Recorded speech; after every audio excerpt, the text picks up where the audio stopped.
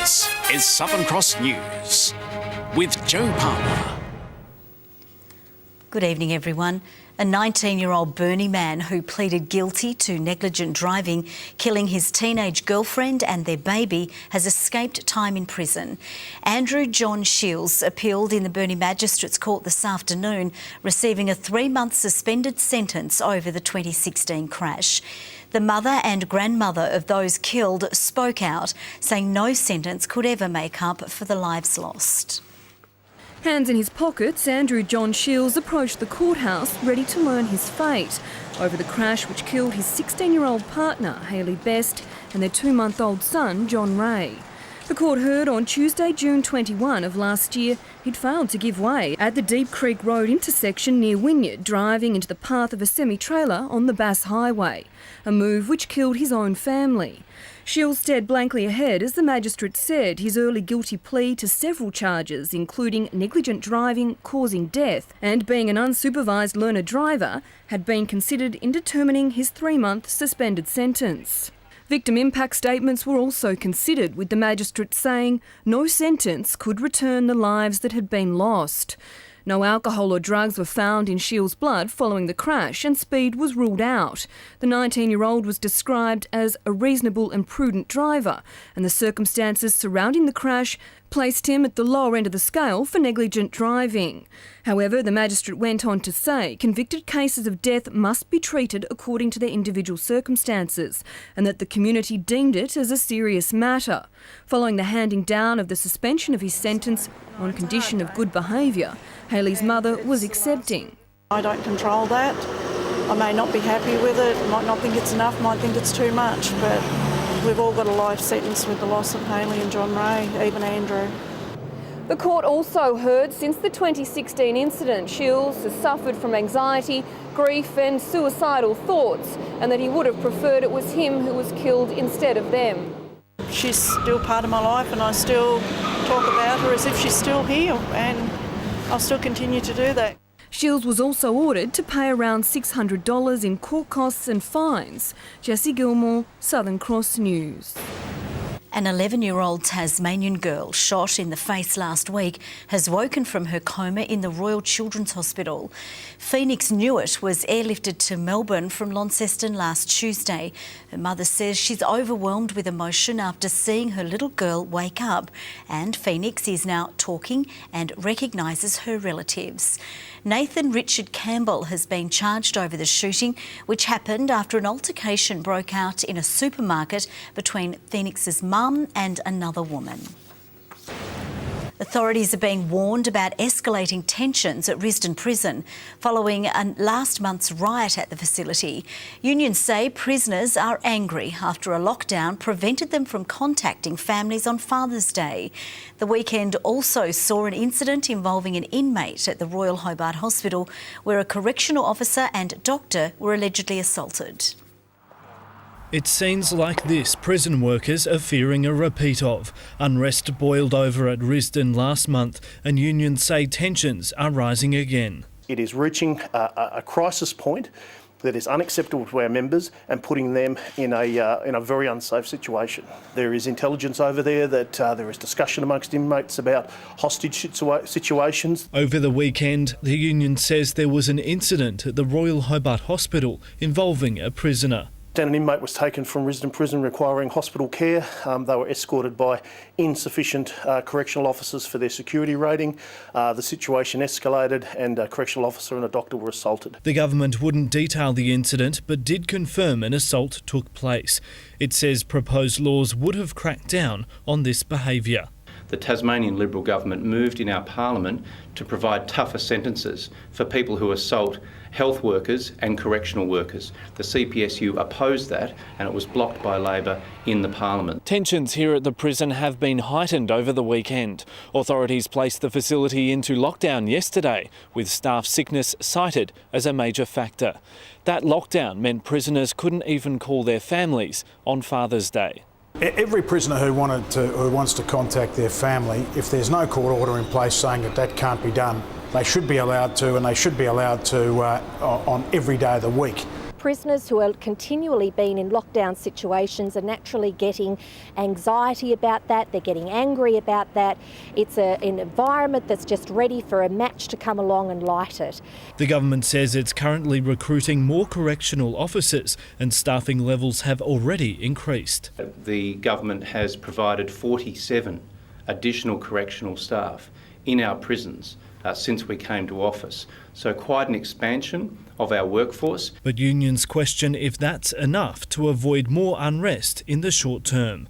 Michael Breen, Southern Cross News.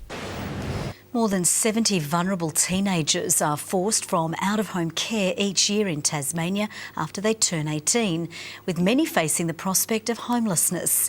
A new campaign is hoping to extend state care to the age of 21, a move advocates say would save the government money in the long term and save the future of our at-risk youth. For Sarah Short, her experience transitioning out of state care at the age of 18 was positive, but she counts herself as one of the lucky ones. My last foster carers, they're amazing, and they'll support you till you're basically ready and comfortable. More than 70 vulnerable teenagers are forced out of state care each year due to their age. The Home Stretch campaign wants to extend care to 21. Within the first 12 months of any young person leaving care at 18, 50% will either be homeless, in prison, unemployed or a new parent within the first 12 months. Foster carer John Flack says after caring for up to 40 young people over the past decade, it's clear many are not ready at 18 to be independent, some turning to a life of crime. And it's quite hard to see someone in their life journey that way when there were such opportunities when they were younger. Foster carers are going beyond their legal requirements to make sure young people are supported beyond 18. When you're 18, you're still in college and you're kind of working out where you want to go in life, and the last thing, as I said, you want to do is be going through that and then getting behind with studies. We have a 16-year-old at the moment.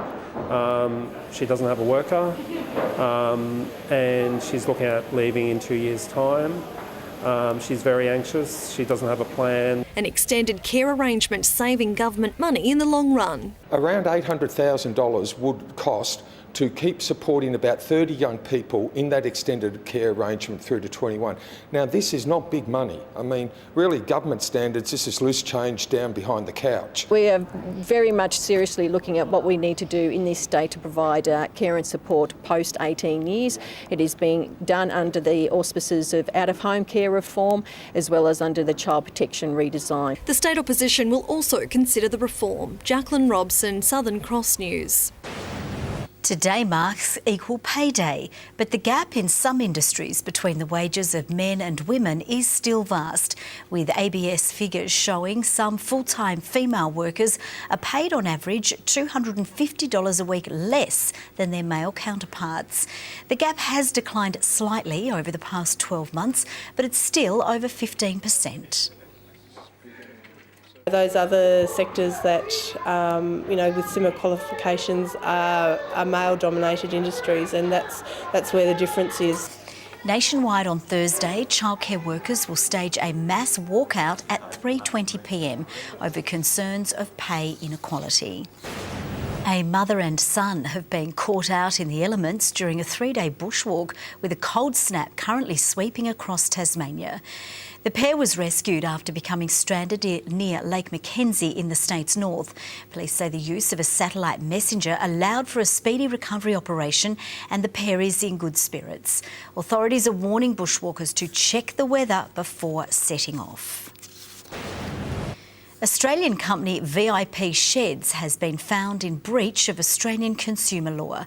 The company was wrongly accepting payments for its sheds and failing to deliver the product in a timely manner, if at all.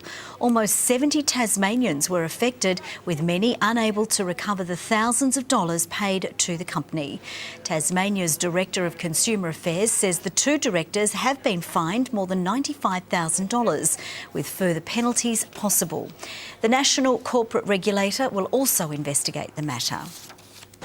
The biggest telecommunications upgrade to Flinders Island in 10 years is about to get underway. The rollout of faster internet is also expected to speed up the island's economy. Everything is now in place to bring Flinders Island's mobile coverage out of the dark ages.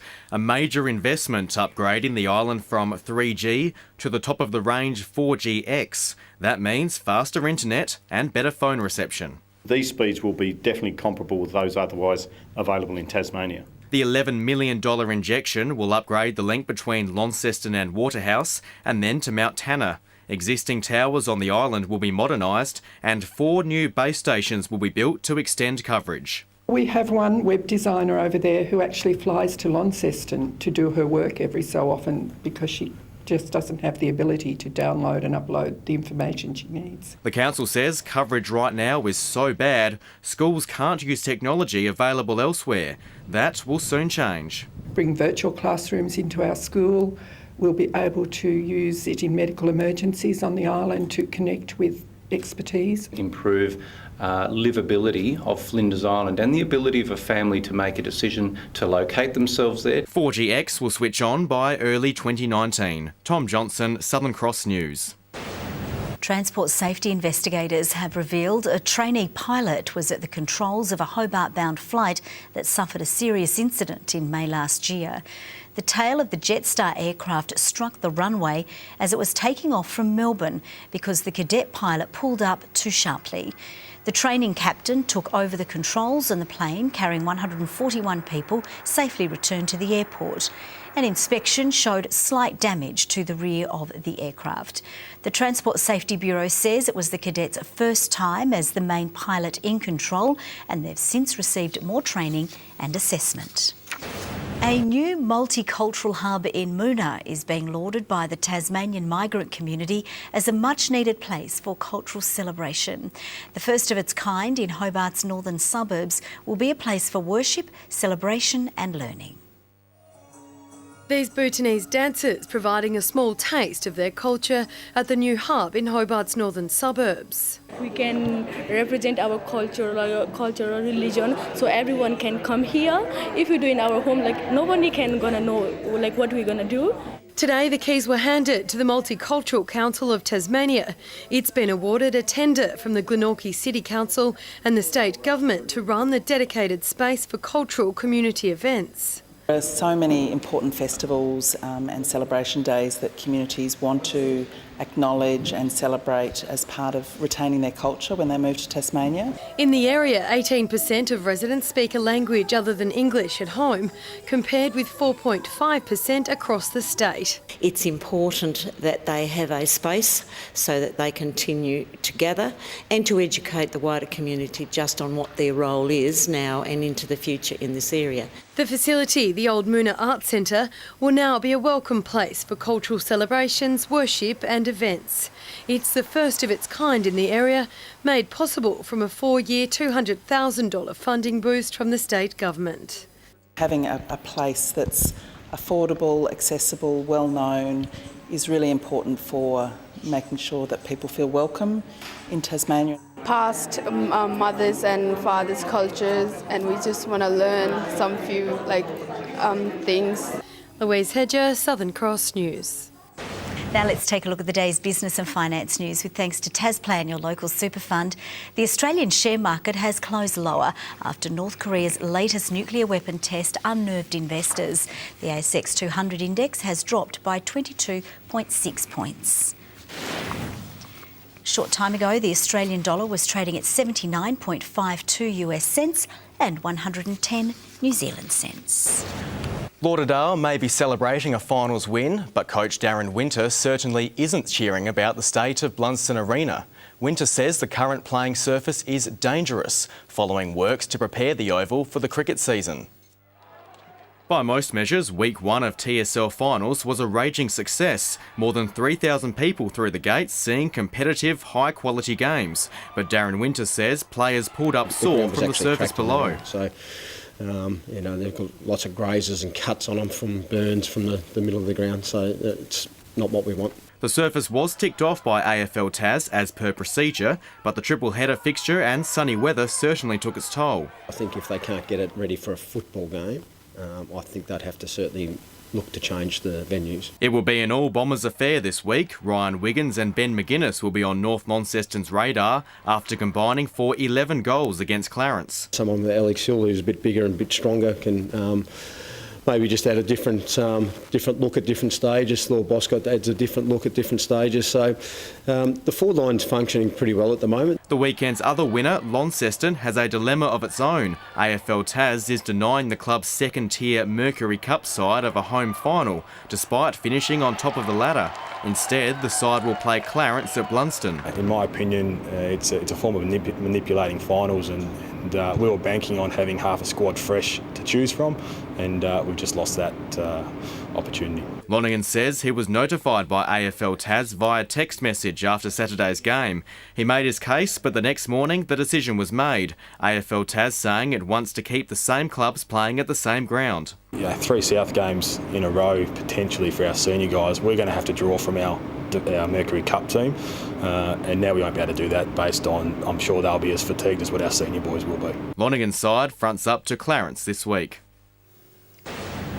To soccer, and Olympia's go-to striker Jakob Sklenar is still no guarantee to play in this weekend's League Cup final. Sklenar will miss training tonight due to illness, forcing coach Kenny Weston to keep an eye on his recovery. But Weston is more than impressed with young gun Thomas Bellini, who stepped up in Sklenar's absence. He's got a very bright future, Tommy. In the short time I've been at the club, his fitness has picked up, his defensive side's picked up, and I can see him being one of the brighter players in the state in the future, absolutely. Olympia plays NPL champion South Hobart in the final. Derwent kayaker Kate Eckhart continues to impress, making it to the kayak final at the Sports World Cup in Italy. Eckhart finished just under 7 seconds behind the winner. Fellow Tasmanian Daniel Watkins didn't have the same success, conceding a penalty on the first gate and falling well out of contention. Meanwhile, Amy Cure has completed the final stage of the Bowls Ladies Tour in the Netherlands. Cure placed second in the first sprint, but fell back in the pack later on. She finished 61st in the tour overall. Good evening. Well, after registering our first temperature over 20 degrees for many months on Flinders Island over the weekend, we certainly felt a contrast today. Hobart, Launceston, Burnie and Devonport all only reaching 10 degrees. The top was 13 at Friendly Beaches, some temperatures down on average by 8 degrees. Fingal 12, St Helens, King and Flinders Island 11, Low Head, Wynyard and Grove 10, Strawn and Ooze 9. Lyawini started out at -2 and hit the dizzy heights of 1. Highest rainfall to 3 p.m. was 9 millimetres at Warra, after 30 mils over the previous 24 hours in Queenstown. Now, the cold pool of southwesterly driven air is easily identified there, moving over our region, Victoria and southern parts of New South Wales and South Australia. But most of the country is cloud-free, apart from the southern areas of WA. Scattered cloud over the north and east, with that cloud over the west pushing right across the state later in the day. Tomorrow we'll have the strong west to southwesterlies again, with a trough crossing both states in the evening. More troughs over the east and west of the country, separated by a high. Westerly winds up to 30 knots over the north and west, with winds up to 35 knots over southern waters with 6-metre swells. Gale warning from Sandy Cape to Stanley and from Flinders Island to St Helens Point, and for waters between Tasman Island and Low Rocky Point. Strong wind warning for remaining waters apart from the upper east. Small craft wind alert for the lakes. But that's not all. A warning to sheep graziers for the entire state. A bushwalkers alert for western and central districts, and a road weather alert for snow on roads to the 200-metre level. Take a breath. A shower or two tomorrow. A top of 10 in Hobart, 9 for Adventure Bay. A windy afternoon. Tarraleah, a cold start, and it doesn't get much warmer. A top of 4. Launceston tomorrow, a shower or two clearing, 0 to 11. Top of 10 for Devonport. A shower for Bridport, 11 degrees. For Burnie, a shower or two, and 10. Just 9 for Strawn. Marrawar, 10 degrees. And for St Helens, partly cloudy and 12. Swansea, 12 with an afternoon shower, and 11 degrees for Whitemark on Flinders Island. Snow to 600 metres on Wednesday, another cold day with showers mostly over the west, central and south. Showers on Thursday, only reaching the east in the afternoon. Snow to the 400 metre mark. Showers again on Friday, snow to low levels once again over the southwest. And we're not alone. Showers and chilly weather for Adelaide, Melbourne and Canberra. Sunny but windy in Sydney, 19 degrees. And warm by comparison in Brisbane and Cairns. And here are the current conditions, but as we know, they can change at any minute. Showery in Hobart, 5 degrees. It's clear in Launceston, 4 and 6 right now in Devonport. And Joe, for all the tourists that are just visiting the state, welcome to spring in Tasmania. Yes, hail and everything. Thanks so much, Merv. That's all from us for right now. We will see you throughout the evening with the updates. Thanks for your company. Bye-bye.